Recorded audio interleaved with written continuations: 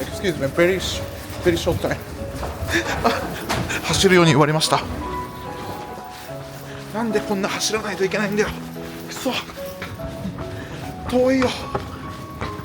くそきついよこれ。やばいやばいやばいやばいやばい。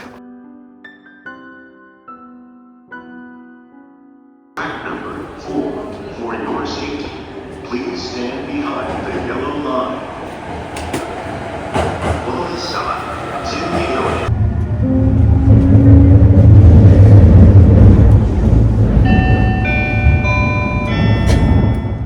今から成田空港へ向かいます。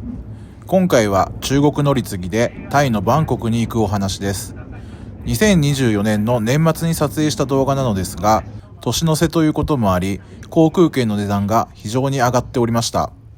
LCC でもバンコク直行便でエコノミークラスでだいたい7万円以上となかなかの強気な価格。しかし皆様もご存知のように鉄板ネタではありますが、チャイナ経由にすると貧乏人にも優しいお手頃価格の便がいくつか出てきます。その中で乗り継ぎ時間も悪くなく、上海経由の中国東方航空の便に乗ることにしました。しかも今回はビジネスクラス、バンコクまで片道9万円でした。中国東方航空のビジネスクラスはまだ1回も乗ったことがなかったので、これを機会に乗ってみることにしました。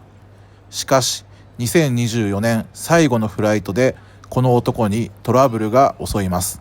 最後までご覧ください。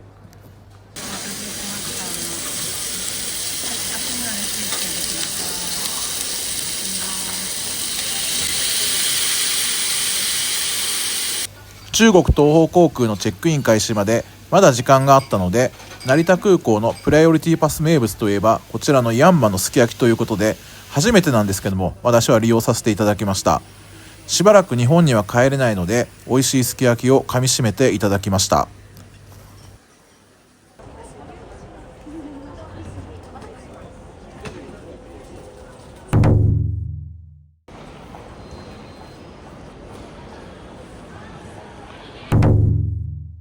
ということで優先レーンで秒で出国終わりました。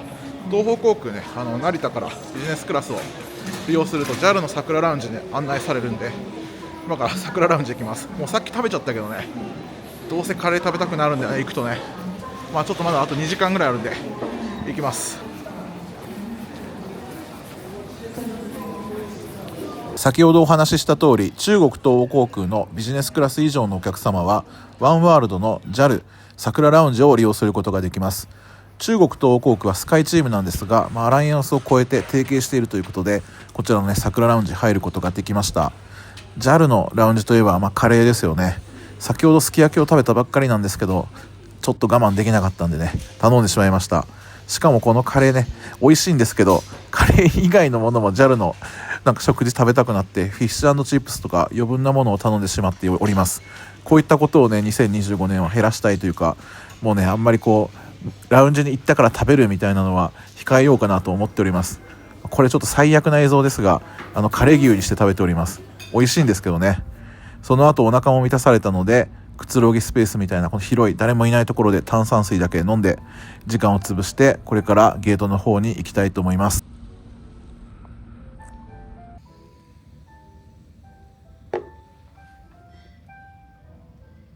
あとは黙々情報ですが、桜ラウンジは喫煙所がね必ずあるんですけど、こんな感じで成田空港の喫煙所、椅子も用意されてて座ってね喫煙することができます。素晴らしいですよね。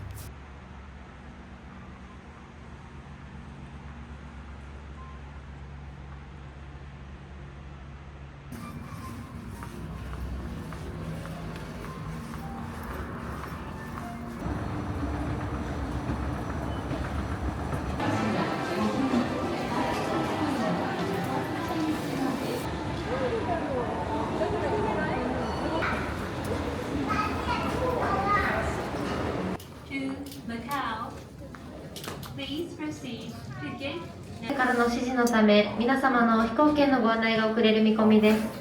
申し訳ございません。新しい搭乗時刻は16時10分、午後4時10分を予定しております。Station of air traffic at Shanghai Airport. We expect boarding to start around 4:10 p.m. Passenger kindly.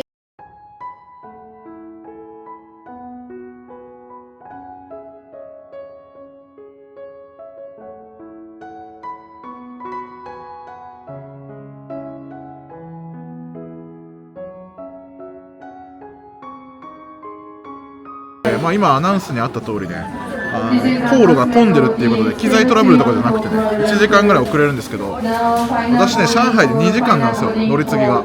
今回入国もしないから2時間あればいけるかなと思ったんですけど、どうなんだろうな、これ結構ギリギリになるような気がする。今日はね、2024年の12月の23日で今撮ってるんだけど、今乗り継ぎでバンコクまで最終のバンコクに到着が日付変わって0時55分着の便なんだよね。で今の感じだと、スタッフの人に聞いたんですけど、乗り継ぎができなかったら次の便か、1泊してもらうっていうことになるんで、ちょっとね、予定はあるっちゃあるんだけど、別にそんな大した用じゃないんだけど久しぶりにたどり着けないっていう感じになるかもしれないな。これはちょっと予想外だったな。2時間ちょいやればいけると思ったんだけどな。でもいけるかもしれないけどダメかもしれない。これ分かんない状況ですね。なんか最後の最後、今年最後のこれフライトなんですけど、最後にトラブルがありましたね。結構ギリギリ乗り継ぎの人が多いみたいで、カウンターがすごい混んでますね。結構本気で困って怒ってる人がいるけど、怒ってもしょうがないんで、私は今からタバコを吸いに行きます。とりあえず今搭乗が開始しました。今時間16時6分なんで、40分ぐらい50分ぐらい遅れてますかね。でここから結構たくさん人がいるんで乗るのに時間かかりますからね。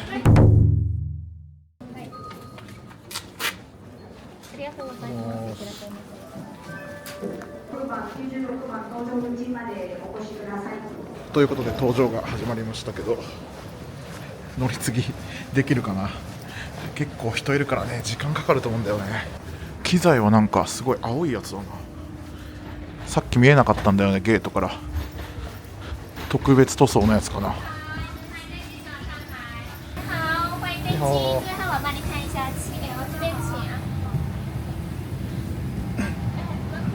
すごいすごいファーストクラスがある。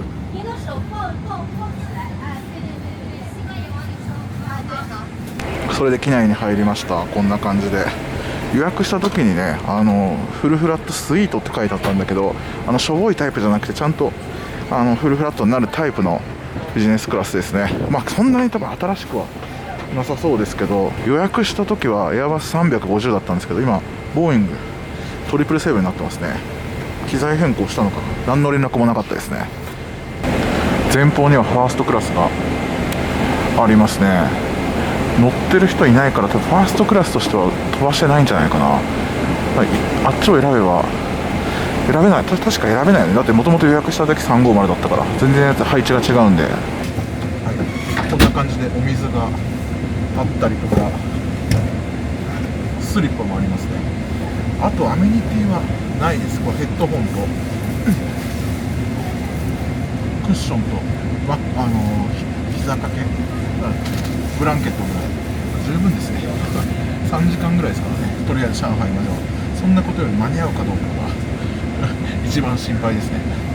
いろいろ多分間に合わなくなったらそれはそれでトラブル回になるんですけど、ギリギリ乗れるかもしれないし、ちょっと微妙な感じですね。どうなるのか、あとプードンがどれくらい混んでるかにもよると思います。今回初めて中国東方航空のビジネスクラスに乗るんで、ちょっと楽しみではありました。どんな感じなのか。エコはねいっぱい乗ってきたんですけど、ちょっと日本語も書いてありますね。これドリンクメニューなんですけど、オレンジ、アップル、トマト、パイナップル、コーラゼロ、ソーダ水、ジンジャーエールなどなど、スパークリングウォーターもあるかな。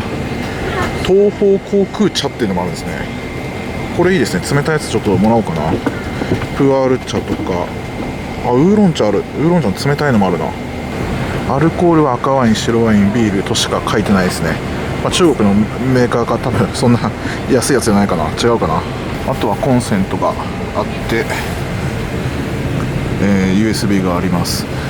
テーブルはこの引っ張り出すタイプのこんな感じですね。すいません、雑談説明でということで、今回完全にリラックスモードでバンコクに行こうと思ったんで、最初からサンダルというか草履で来てるんですけど、こんな短い便でもこんだけ広かったら、ね、全然長距離でも行けそうです。こんだけ広かったら、ね、十分ですよね。長距離便でもこの機材だったら耐えれそうです。プードンまでは2時間56分ですね。3時間かからないぐらいかな。で今温かいおしぼりが来ました。それで今ウェルカムドリンクいただきました。オレンジかリンゴかだったんで、もう強制的にオレンジにしました。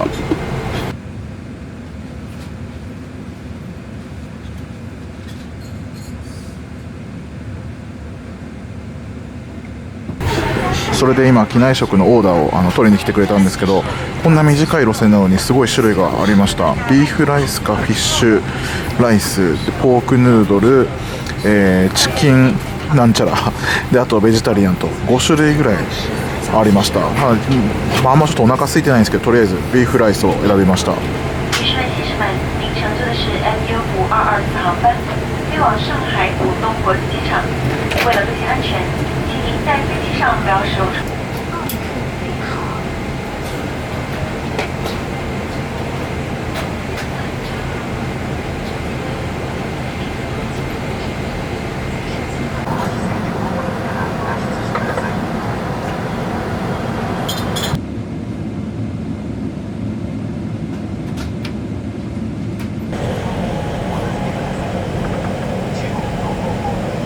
16時54分、ようやくプッシュバックが始まりました。女士们、先生们，东方万里行会员们，下午好。我是本次航班的合舱。今回遅れてるのは中国東方航空が悪いとかそういうことは全くなくてね、さっき説明した通り、成田空港の管制から離陸をね遅らせるように航路が混んでるということで指示されて遅れてるんですよね。こういう場合ってどうなるんですかね、保証とかって。航空会社事情じゃないですよね。空港事情、保険一応入ってるし、泊まることになったらね、翌朝の便で移動でってなんか正直なりそうかなって思ってるんですけど、ホテルの用意とかエアラインがやってくれるんでしょうかね。ちょっと分かんないんですよね。Now we are ready for departure. Please fasten your seatbelt. Switch off.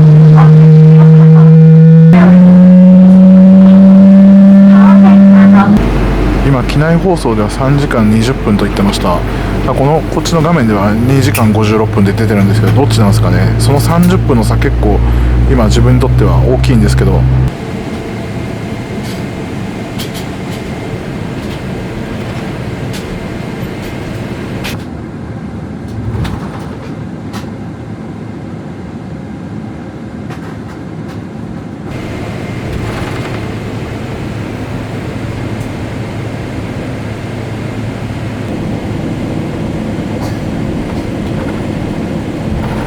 搭乗が開始してからもう1時間以上経ったんですけど、まだ離陸しないです。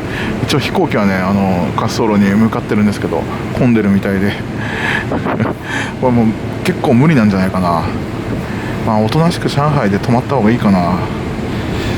バンコク分の1泊がね無駄になっちゃうんですけど、今回長く滞在するんで全然予定のあれは大丈夫なんですけど、最後のねフライトでこんな風になるとは思わなかったですね。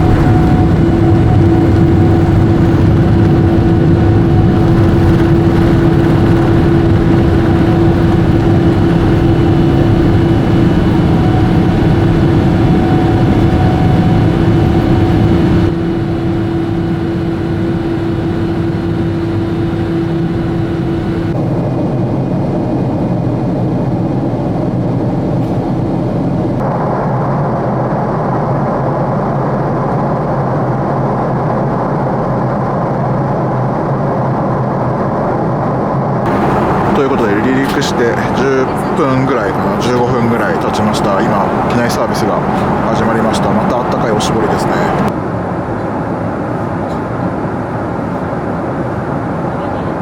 こちらがね、中国東方航空茶っていうのを選びました。かっこブラックティーって書いてあったんで、はい普通の紅茶っぽい感じのやつですかね。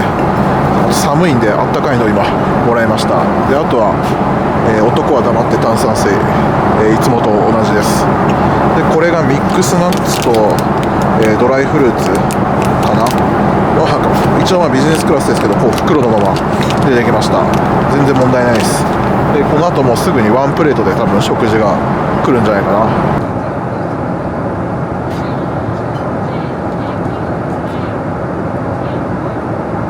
いただいたお茶を飲んでる間に、まだナッツとか食べる前にもうメインが来ました。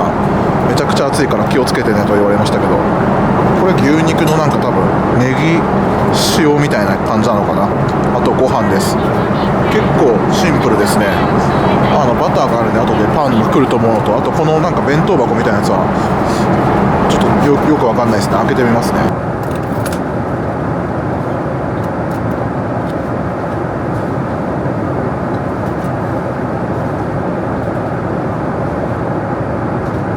こんな感じになってました。なんかおかずとか前菜とかデザートまでフルーツも入ってますね。全部こうギュッとまとめた前菜ボックスみたいな感じですね。この中の和食ですね。これはこれで嬉しいわ。もうこの一択ですからね、選べなかったんで、ともうこれで終わりって感じですかね。十分ですね。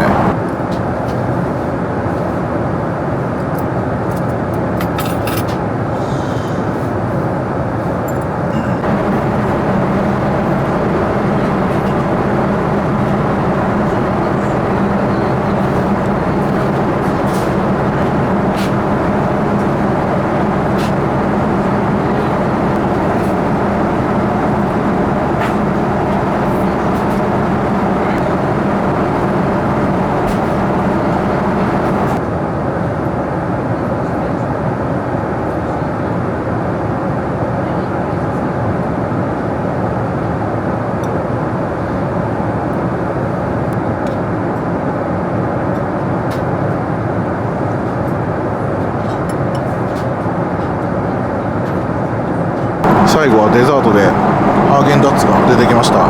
こんな短い瓶でもあるんですね。で味はグリーンティーとラムレーズンとバニラとチョコとストロベリーとなんかめちゃくちゃ種類があったんで、自分が好きなラムレーズンを選びました。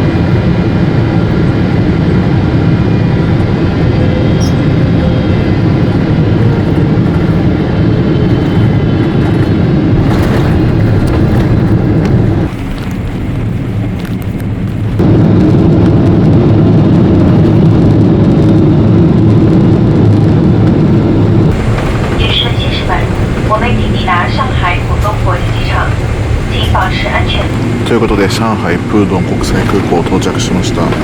今ねこの時計だと20時31分なんですが、時差が1時間あってまだ切り替わってないんで今19時31分ですね。次のバンコク行きの、飛行機に乗るんですけど、それが20時、35分が搭乗開始の時間です。で今言った通りあと1時間ぐらいかな。ちょっと大丈夫かな。まだついてないんでね、これも時間かかるんですよね。ダッシュで保安検査を受け直して、そのままスルーではいけると思うけど、ギリってとこですかね。ラウンジ行ったりする時間もうないでしょう。ただ間に合いそうな気がしてきましたね。1時間あればいけるかな。まだターミナル着かないんですけど、めちゃくちゃ時間かかってるわ、こういう時に限って。何分走ってんのって感じですね。もう着陸してから20分ぐらい走ってんじゃないの。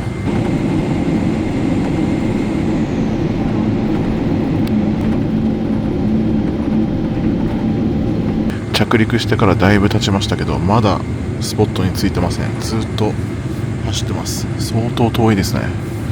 もうどんどん時間なくなっちゃうな。これ結構腹立ちますよね。急いでる時に限って着陸してからね、20分とか30分ずっとうろうろするのって。はい、搭乗開始まであと40分ぐらいしかないです。やばいかもしれないですね。ダッシュで行きます。これ間に合わなかったら荷物とかどうなるんだろうな。困るな。开门了，开门。OK。哎，有好多是转机的，怎么说？对，这个外面没有人吗？看一下，看吧看吧。好，我签个字，好，说个字。Excuse me, very short time. 走る走るように言われました。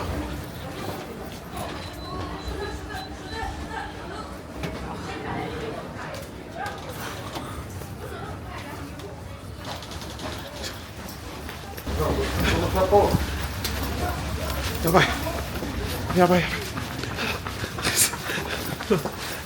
なんでこんな走らないといけないんだよ。くそ、遠いよ。くそ、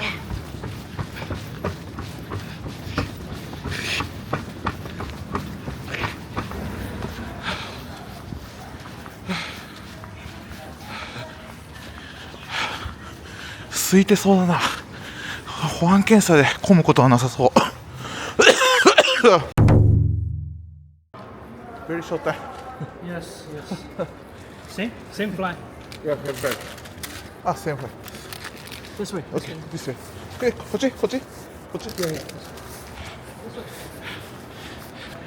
なんかシール貼られた。とりあえず今最速で、乗り継ぎのやつは終わりました。乗り継ぎの検査、ここから保安検査だ。やばいな。ということでなんとか保安検査抜けました。保安検査がね、住んではいたんだけど、そういう時に限ってね、全部調べる、中国もともと厳しいんですけど、全部中身出してね、確認する人だったんで、もう時間ないって言ってるんだけど、すごい時間かけてやられました。めちゃくちゃ走りました。しんどいなこれ。でもなんとか乗り継ぎ失敗みたいにはならないかな。ギリギリいけると思う。今もうゲートに向かってます。ラウンジ行ったりね、タバコ吸ったりする時間はもうないです。今から電車で移動だこれ。やばい、まだそうだ、電車の移動もあるんだ。結構ほんとギリギリだな。待ってくれるでしょう。ほんと多分着く頃にはもう始まってると思います。Dear passengers, our train is about to depart. Please hold the handrail and pay attention to safety. Please offer priority seating for those in need. Thank you for your cooperation.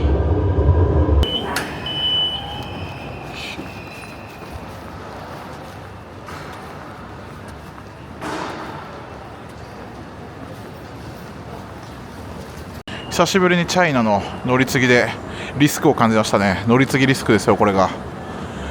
今回中国東方航空は悪くないけどね、成田の管制に止められてたっていう話だから。今回あれなんだね、第一ターミナルから出発になってるから、この移動とかが大変なんだ。ただそれで余計ややこしくなってるんだね。着いたところのターミナルだったらこんな移動したりとかすることないから早かったと思うんだけど、それはちょっと自分の予習不足というか、統一してると思った東方航空だから、そこがダメだったな。やばい、きついよこれ。やばいやばいやばいやばいやばい。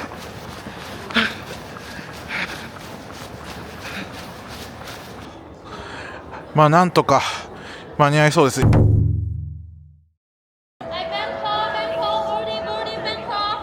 Boarding. ボー什么呀，球哥？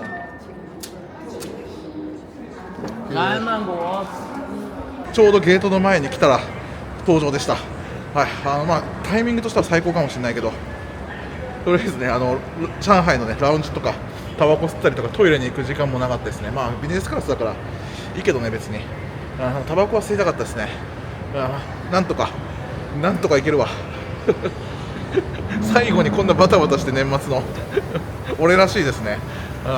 これちょっと失敗したらそれはそれで面白いかなと思ったんだけど、しょうがないね。乗れるだけ良かったということで、本当ギリギリだったな。久しぶりに全力疾走したんでだいぶヘトヘトになりました。でもね、機材がポンコツの古いやつでもビジネスクラスなんでゆっくりできるでしょう。3、4時間ぐらいかな、そんなかかんないかな。いや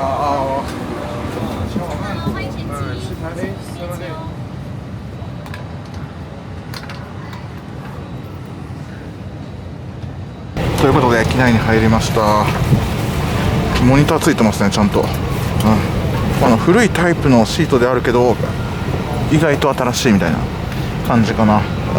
さっきに比べれば狭いですけど、でも広さはもうかなりありますからね、全然いい。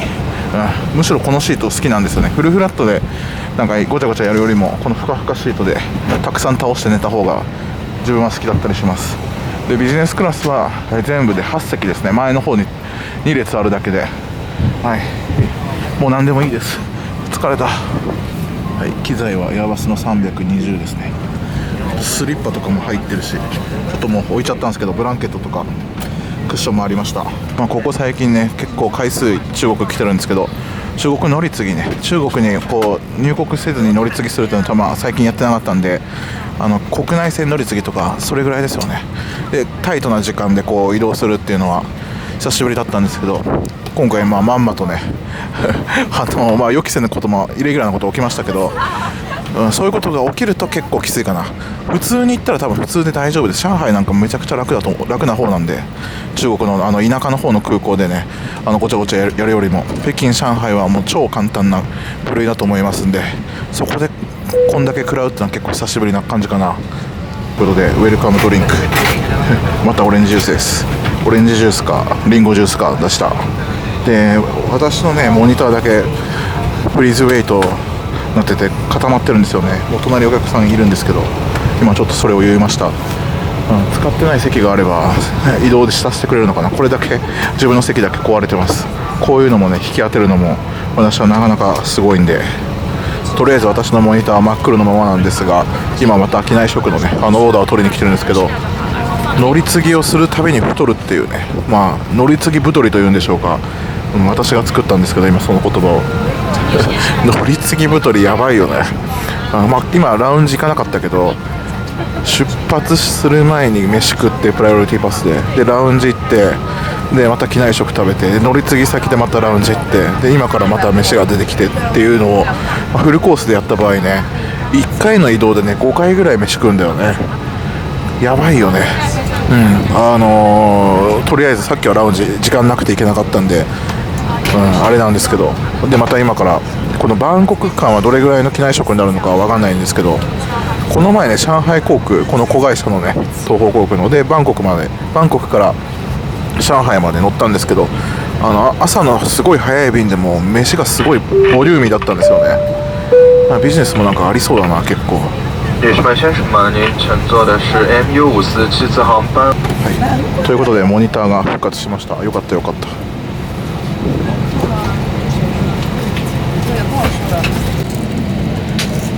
それで今ドアが閉まったんで間もなく出発ですね。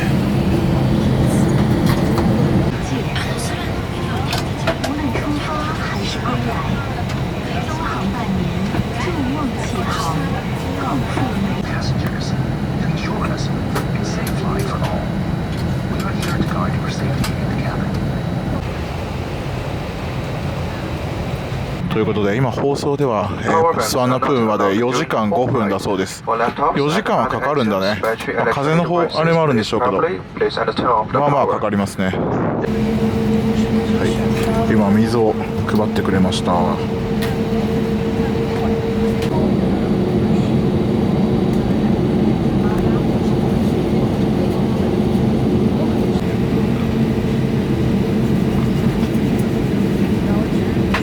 一つだけかなり心配なことがあって、自分があれだけ走ってギリギリ、ね、ターミナルをこう移動してこの飛行機ね間に合ったんですけど、荷物がちゃんとターミナルを移動して運ばれて積み込まれているのかすごく不安ですよね。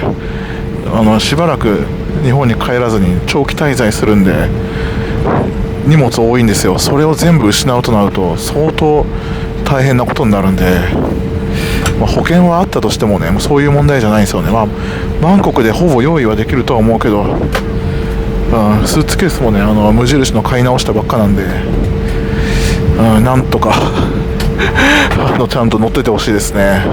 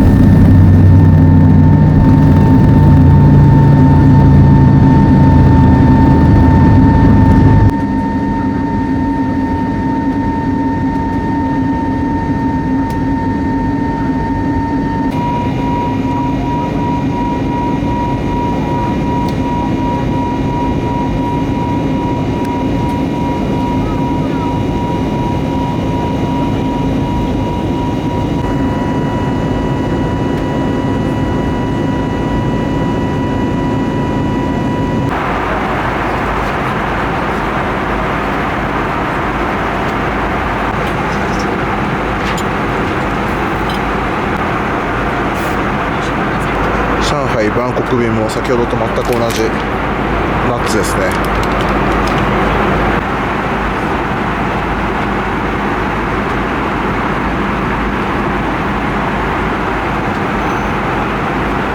それで今食事が運ばれてきたんですが、オーダーがなかったんですよね。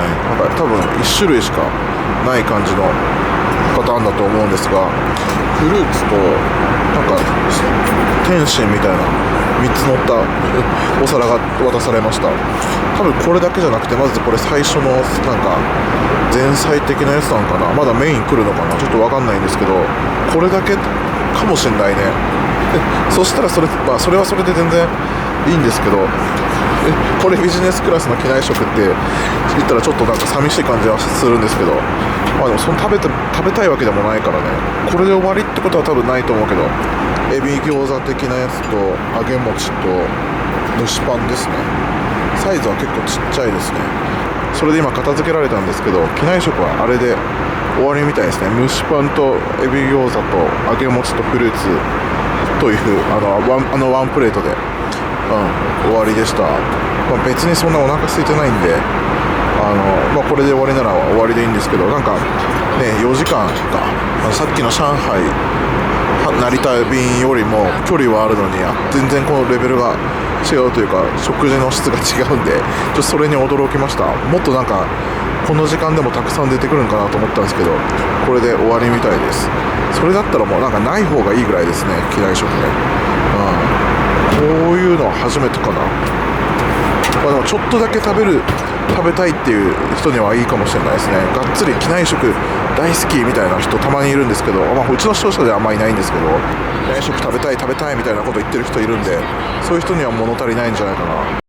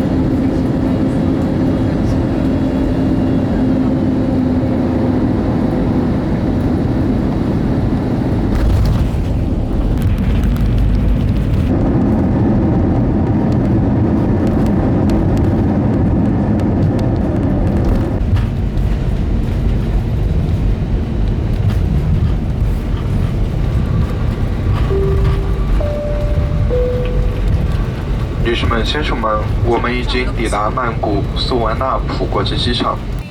拜拜，谢谢。拜拜。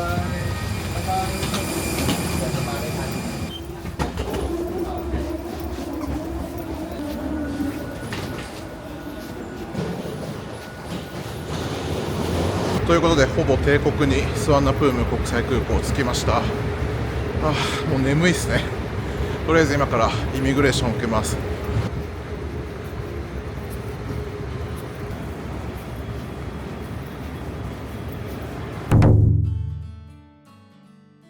ということで、今回はトラブルで乗り継ぎが失敗になりそうでしたが、ギリギリなんとか無事に行けたという感じで終われてよかったです。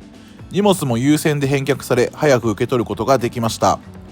冒頭も言いましたが、今回のトラブルは航空会社理由ではなく、成田空港の管制からの指示で1時間以上も待機させられたということが、結果的にリスクが高い移動になったので、皆様も乗り継ぎ時間の配分をぜひ今回のケースを見て判断材料にしていただければと思います。ちょうど同じ乗り継ぎで成田から同じ便のビジネスクラスに乗られていた男性の方がいたんですけど、バンコク到着時に空港の荷物待ちの時間で少しだけねお話をしたんですけど、この便のあまりの安さに飛びついて、買ったんですけど、もう二度とね中国経由の乗り継ぎでは行かないと言っておられました。人それぞれね、感想はあるとは思いますが、リスクを回避する、一番の方法は直行便で行くことですよね。乗り継ぎがある段階でどの航空会社に乗ってもリスクはあります。バンコク便に関してはね、日本から各地からいろんな便が直行便に出ておりますので、それを買うのが一番、リスクが少ないのかなと思ったりしました。そんなことを思いつつ、24年のラストフライトを終えた乗り継ぎ選手のお話でした。皆さんよろしければ高評価とチャンネル登録、あとコメントも書いていただければ嬉しいです。それでは終わります。ご視聴ありがとうございました。